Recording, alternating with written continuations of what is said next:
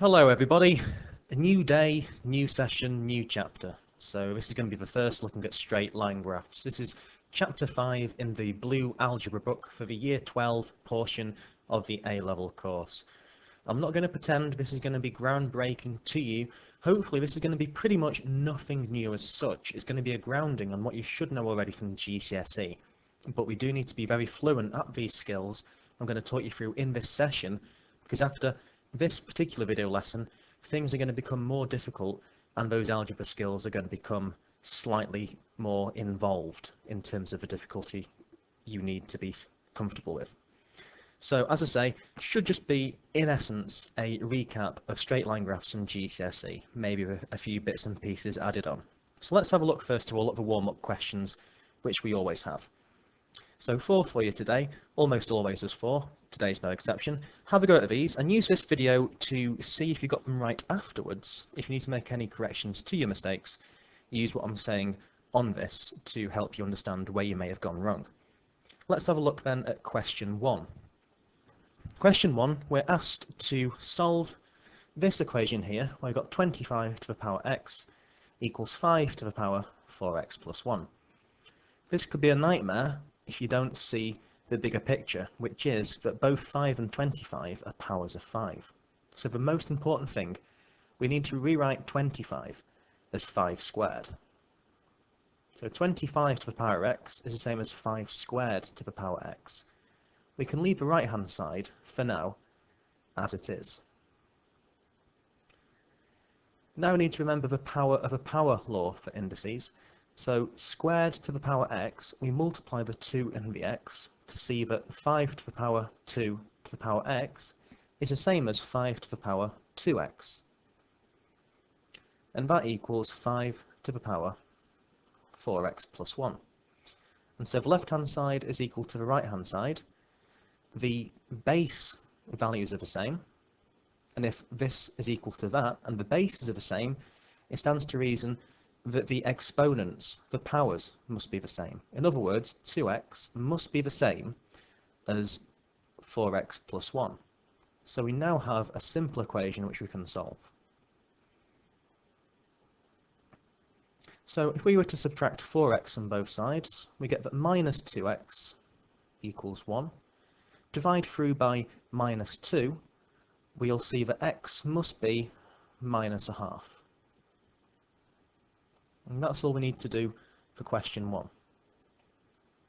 Warm up 2, express a cube root of 24 in the form k, the cube root of 3, where k is just some constant.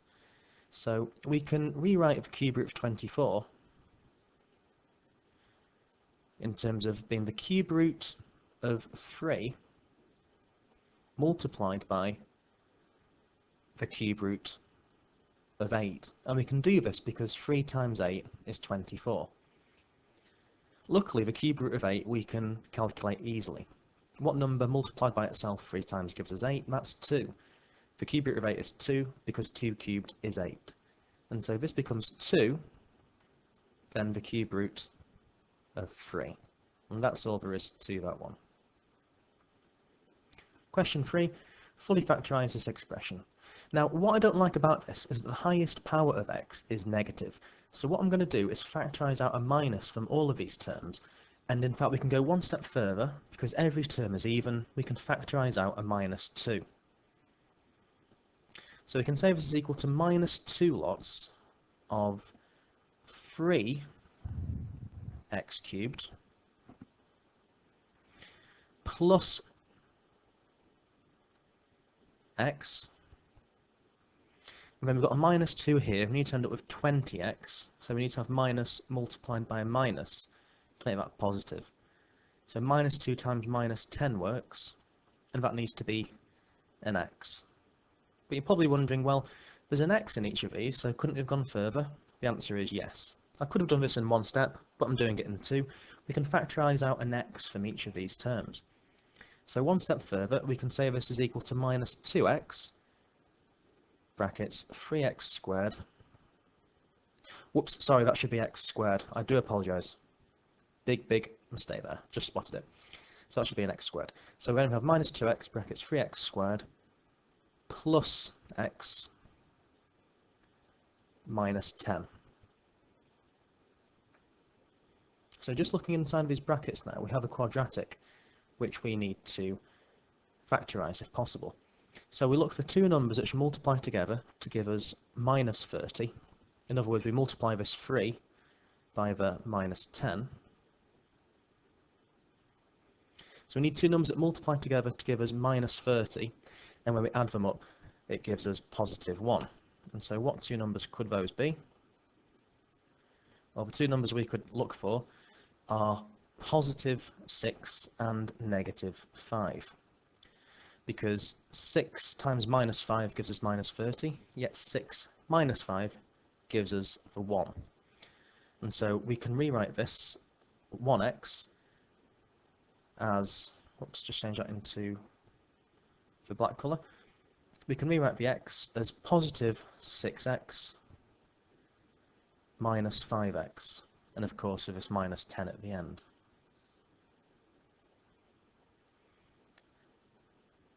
So we have minus 10x. Now we can factorise 3x squared plus 6x. We can factorise out a 3 and an x, which gives us x plus 2. And this one we can factorise out a 5 and factor minus 5, which leaves us with x plus 2. So then, putting these bits together, we have minus 2x. The 3x and the minus 5 come together to make their own bracket. So 3x minus 5, and then x plus 2. And then we're done. That's fully factorised now. You could have an equivalent as well. So for example, you might have had 2x brackets 5 minus 3x brackets x plus 2. So there are other ways you could have fully factorised this. This is just one way. If you're not sure, ask me in class if you've got another way you'd like me to check. Part B, it says hence or otherwise find all solutions to this equation. And so hence is a big clue, but we use part A to help us. And so I'm going to write this in this form. So in the factorised form, it makes solving it much simpler. So that becomes minus 2x brackets 3x minus 5 brackets x plus 2 all equal to 0. So just looking at each factorised part individually, either that bracket's 0, that bracket's 0, or this here is 0. So if minus 2x is 0, we have that x equals 0. If this is going to be equal to 0, then x must be 5 over 3. Or if this bracket is going to be 0, then x would have to be minus 2. And so the three different routes possible for x are 0, 5/3, and minus 2. So that concludes warm-up question 3. Finally, warm-up question 4, we have to sketch this graph. We have to sketch y equals 6x squared plus x minus 5, showing the coordinates of any points of intersection with the coordinate axes. So what we might be able to notice here is that this does factorise. And so if we were to multiply the 6 by this minus 5, we get minus 30. So we need two numbers that multiply to minus 30 and sum to 1, as in this plus 1x. Like the warm-up question 3, these two numbers are going to be positive 6 and minus 5. So we can rewrite this as 6x squared plus 6x minus 5x minus 5. So this bit here factorises. We can factorise out a 6 and an x. Then in brackets we'd have x plus 1. Both these terms here have a common factor of minus 5, so we can factorise out that minus 5, and that becomes again x plus 1. And then this can be put into its own bracket, the 6x and the minus 5, to make 6x minus 5 and x plus 1. So we can see here that the roots are when x equals minus 1 from this bracket, and the second root is when this bracket is equal to 0, and that will happen when x is 5 over 6.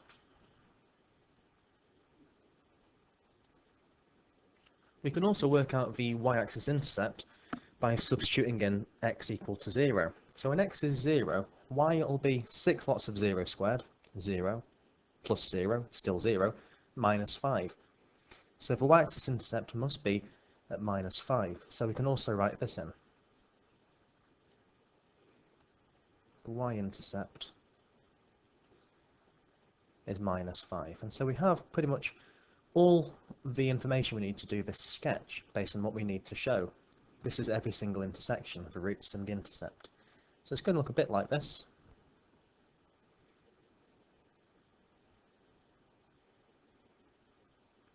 Okay.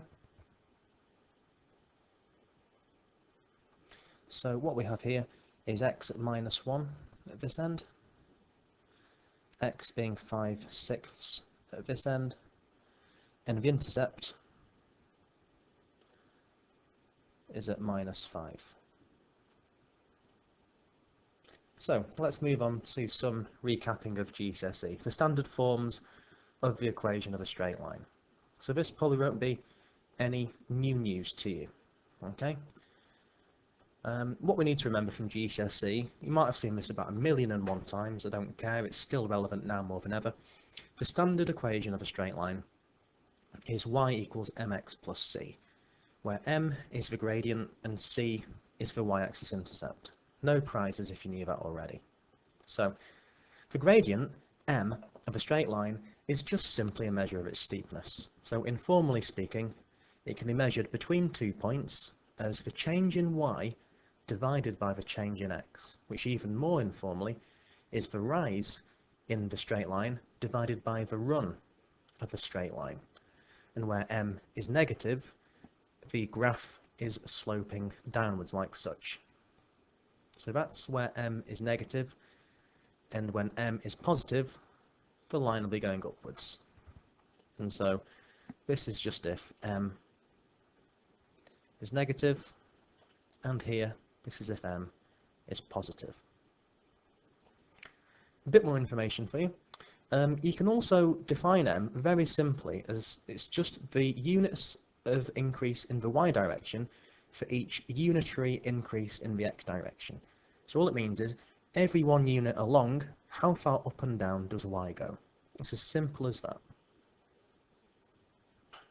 We can calculate the gradient directly if we know 2 points, let's call them x subscript 1 and y subscript 1 for the first point, and the second point can be x subscript 2, y subscript 2. So if you know 2 points on your straight line, you can calculate the gradient. So let's have a look. So imagine you've got a straight line here. This is the first point, x1, y1. This is the second point, x2, y2. So let's just consider the difference in the height at x1, y1 and x2, y2.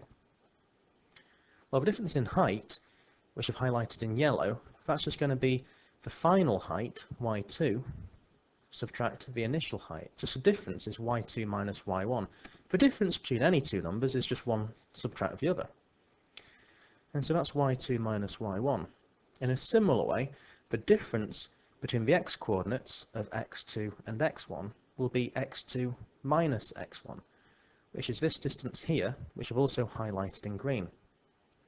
So putting this together, what we have now is that the gradient is the change in y, this yellow distance, divided by the change in x, this green distance, which algebraically we have y2 minus y1 over x2 minus x1. Let's have a look at some worked examples. So first of all, let's calculate the gradient of the line joining 2 minus 5 to 7, 25. So m is just simply the change in y divided by the change in x. So let's take this to be our second point and this to be our first point. In fact, it wouldn't matter which way around you do it, okay? So don't worry about do I pick this one first or that one first. Don't worry at all. What I'm going to do here is pick the change in y values. So 25 minus minus 5. Just be a bit careful there. And the change in x values, 7 minus 2. 25 minus 5 is 30. 7 minus 2 is 5. 30 divided by 5 is 6. So the gradient of this particular line would be 6. Second example.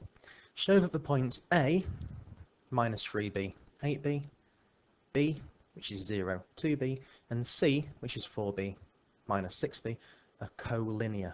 So I've picked that word deliberately. What on earth is collinear? Collinear, all that means in plain English, that means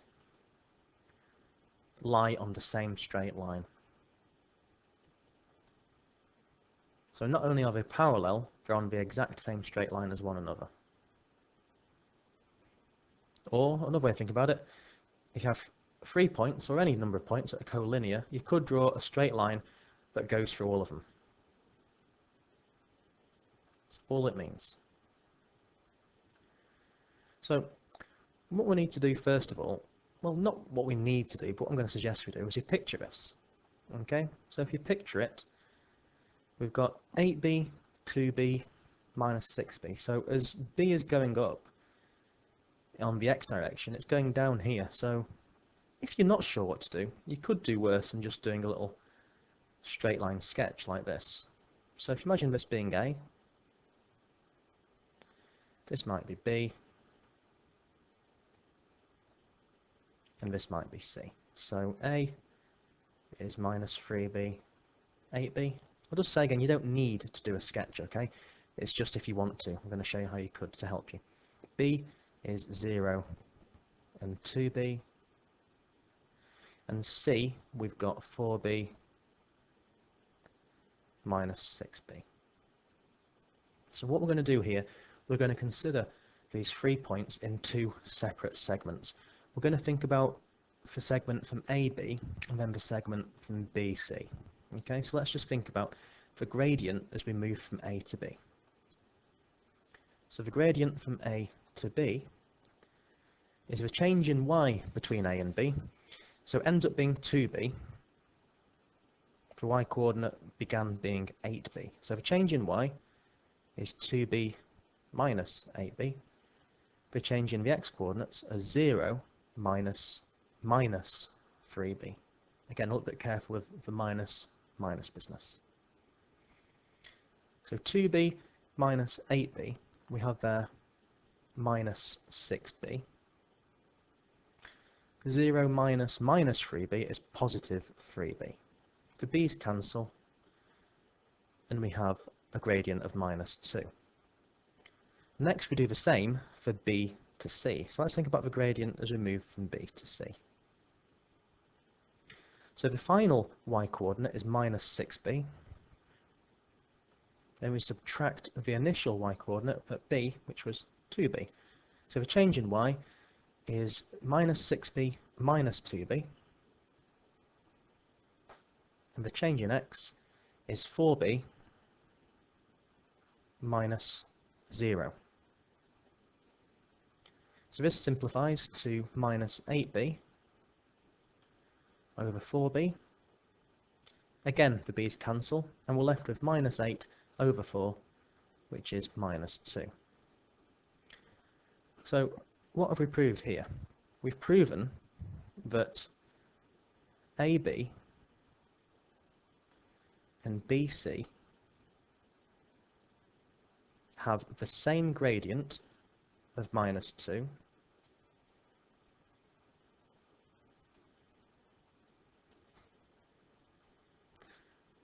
and more than that, they share a common point.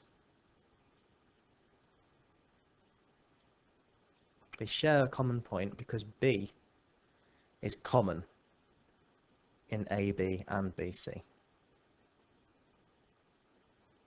So if we've got the same gradient and we've got this point in common, then they're anchored to the same point and they're parallel.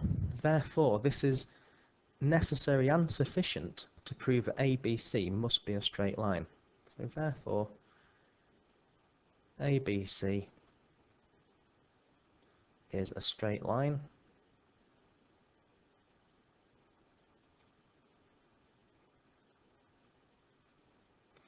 In other words, A, B, and C, to use the word in the question, they are collinear. It's not pronounced collinear, it's collinear. Why there's two L's I'm not sure, but there you go. Look at example 3. We need to write the equation of the line y equals 2/3 x minus 4 in the form ax plus by plus c equals 0, where a, b and c are integers. So we want these to be integers, nothing to do with fractions. So what I'd suggest we do is we get rid of these fractions by multiplying through by this denominator 3. So if we multiply both sides of this equation by 3, we'll get the following. So y multiplied by 3 becomes 3y. 2/3 of an x multiplied by 3 becomes 2x. Minus 4 multiplied by 3 becomes minus 12. We can then rearrange this so that all of it's equal to 0. One way of doing this, there's a couple of ways actually. We could bring everything to this side of a 3y, or what I'm going to suggest, we just subtract 3y from both sides. We then get 2x minus 3y minus 12 equals 0. The question doesn't ask us to say what a, b and c are. If it did, you'd say that a is 2, b is minus 3, and c is minus 12, but we're not asked for that, and so we can leave the question like this, and we're done. So that last example, where we had to write it in the form ax plus by plus c equals 0, where a, b and c are integers, that's actually in itself another common form for the equation of a straight line, which you might be asked to give your answer in. All this is just a rearrangement, if you like, of y equals mx plus c. So it's nothing different in a sense, it's just a rearrangement of what's already familiar to you. Now I'm going to mention this next activity in advance to give me more space to write the activity on the next page. The following activity, what's below this bit of writing on your worksheet, is as follows. It's designed for a paired activity.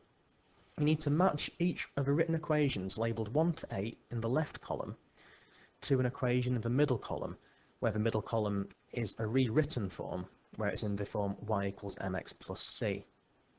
And you do this by just writing the corresponding number in the appropriate box. Also as well, in the far column, you need to match using numbers 1 to 8, those descriptions for the gradients and y-axis intercepts to the other two columns. Some boxes are blank, you need to fill these in yourself so that they match to the other descriptions. So all will become clear when we have a look now. Okay, what I'm going to do here, I'm going to have some space down the right hand side just for workings out. Okay, so I'm just going to work them out like this. So first of all, let's have a look at the first one, where we have x minus 4y plus 20 equals 0. So this first one,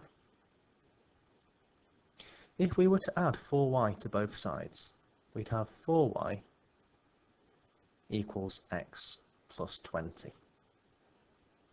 If we divided through by 4, this must be the same as y equals a quarter x plus 5. So can we see that anywhere in the middle column? Ah, we can. So this one here needs to match to this one here. So y equals mx plus c. We know this gradient must be a quarter, and the y-axis intercept is 5. So can we see this anywhere on the last column? We can, and so 1 matches here, here, and here. And that's all we're doing for this activity. So hopefully this example's helped you to see how it works. Let's have a look at number 2. So number 2, if we add 6y to both sides, what we get is 6y equals 15x minus 2. If we divide through by 6 to get it in the form y equals mx plus c, this becomes 15 divided by 6, which is the same as 5 over 2x, minus 2 divided by 6, which is the same as 1/3. So do we see this anywhere? Well, luckily again, yes we do.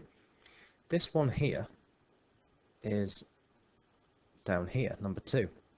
So this has a gradient of 5/2, y-axis intercept of -1/3, which you can see up here. So already we've matched 2. Let's try a third one. So number 3. 7x plus 10y plus 5 equals 0. If we were to subtract this 7x and the 5 from both sides, this must be the same as 10y equals minus 7x minus 5. If we divide through both sides by 10, this is the same as saying y is minus 7/10 x minus 5 divided by 10, which simplifies down to minus a half. Can we see this anywhere? I don't know about you, but I can't see this anywhere. So this is one of the ones which is unmatched, which we need to write in ourselves. So let's write this one in. So number 3 needs to match here, which would be y equals minus 7/10 x minus a half. Let's use this space here. So for this equation, number 3, the gradient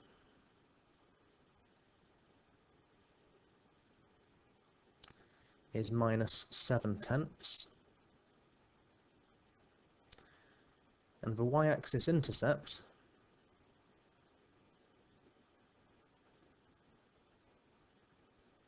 is minus a half.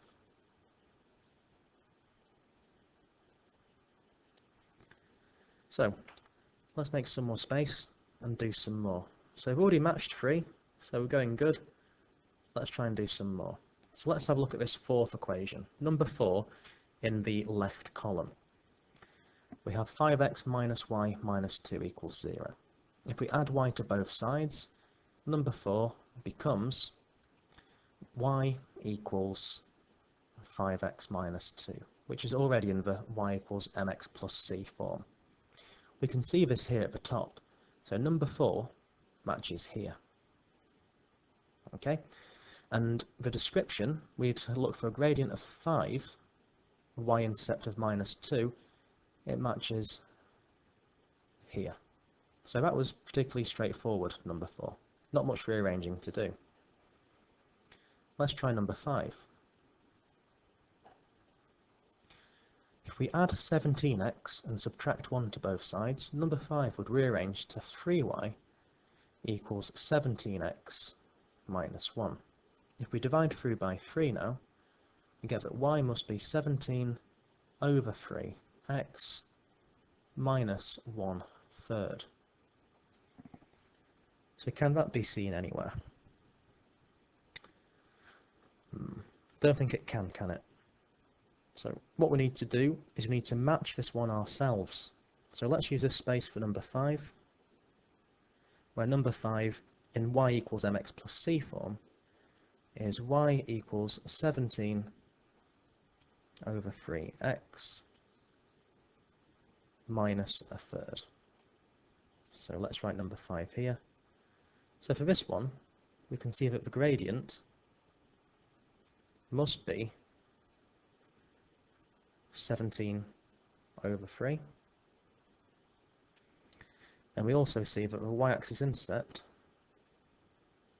must be minus 1/3.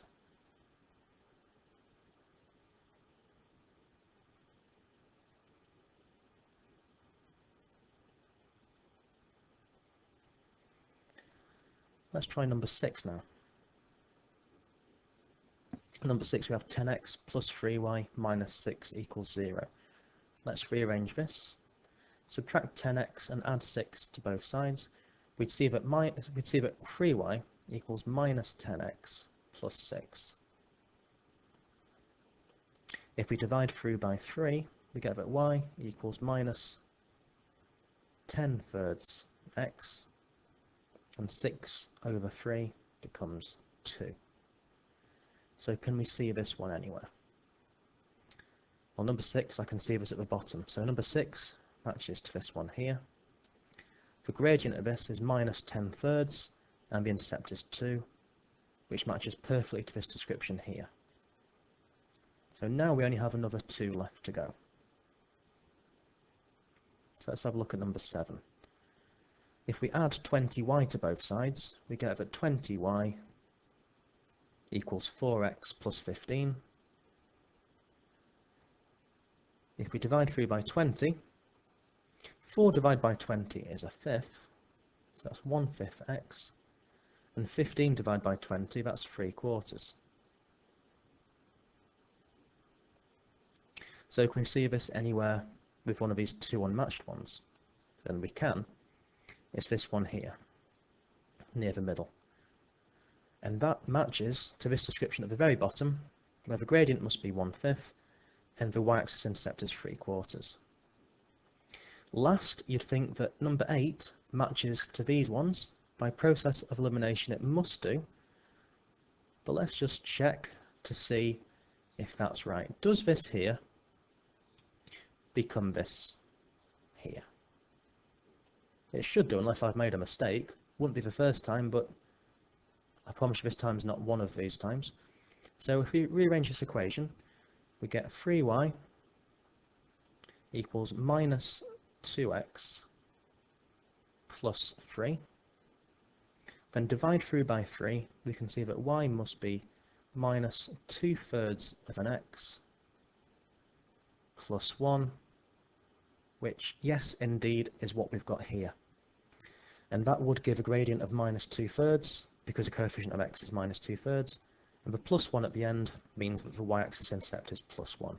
And that's all there is to it. It's just a case of revising what you know from GCSE, getting your speed up and your mastery better, being really fluent at these relatively basic skills, so that you're ready to tackle the harder questions when it comes to straight line graphs. So, you do need some practice, as ever. This recommended practice, if you turn to page 92 in the book, exercise 5b, we're going to skip 5a for now. So try question 3, JKL, questions 6, 7 and 8, and in red, slightly harder, questions 10, 11 and 12, for those of you that want some of a challenge. So try those, self-assess using the book's answers. If you get stuck, ask a classmate or ask myself. I'm always around, either in Achieve sessions, in class, or failing all of those on an email, or even the comment section on these videos. Thanks for listening, and you'll hear from me again soon. Take care, bye for now.